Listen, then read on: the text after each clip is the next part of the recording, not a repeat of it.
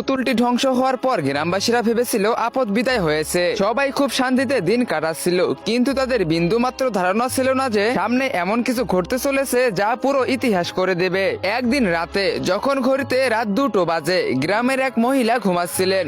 এমন সময় তিনি এক অদ্ভুত শব্দ শুনতে পান। তিনি বিছানা থেকে উঠে বাইরে বেরিয়ে এদিক ওদিক তাকাতে থাকেন। ঠিক তখনই সেই পুতুলের কাটা আঙ্গুলটি হাওয়ায় উড়তে উড়তে সরাসরি সেই মহিলার নাকের ভিতরে ঢুকে যায়। মুহূর্তের মধ্যেই মহিলাটি ধাপাস করে মাটিতে পড়ে যান এবং তার নাক দিয়ে ধরতে শুরু করে। কিন্তু দেখতে দেখতে তার পুরো শরীরের সমস্ত রক্ত বাইরে বেরিয়ে আসে এবং সেই রক্ত থেকেই তৈরি হয় সেই শয়তানি পুতুল। পরের দিন সকালে গ্রামে হাহাকার পড়ে যায়। সবাই দেখে মহিলাটি মাটিতে পড়ে আছে, তার পুরো শরীর নীল হয়ে গেছে। গ্রামবাসীরা সবাই বলাবলি করতেছিল কেউ এর শরীরের সমস্ত রক্ত চুষে নিয়েছে, কিন্তু কেউই বুঝতে পারতেছিল না এই কাজ আসলে কার। ঠিক তখনই গ্রামে প্রবেশ করে ইতাজি বাবা। সে ছিল একজন তান্ত্রিক, প্রাচীন মন্ত্র আর অশুভ শক্তির জ্ঞানী। ইতাজি বাবা সেখানেই থেমে যায় এবং সামনে দেখতে পায় অনেক মানুষের ভিড় লেগে আছে। সে সময় নষ্ট না করে ভিড় ঠেলে ভিতরে যেতেই ইতাজি বাবার চোখ পড়ে মাটিতে পড়ে থাকা সেই মহিলাটির দিকে। এক মুহূর্তের জন্য সে থমকে দাঁড়ায়, মুখ সাদা হয়ে যায় এবং চোখ দিয়ে পানি পড়তে থাকে, কারণ ওই মহিলা অন্য কেউ নন, তিনি ছিলেন ইতাজি বাবার নিজের মা। ইতাজি ছোটবেলায় তান্ত্রিক বিদ্যা শেখার জন্য গ্রাম ছেড়ে চলে গিয়েছিল।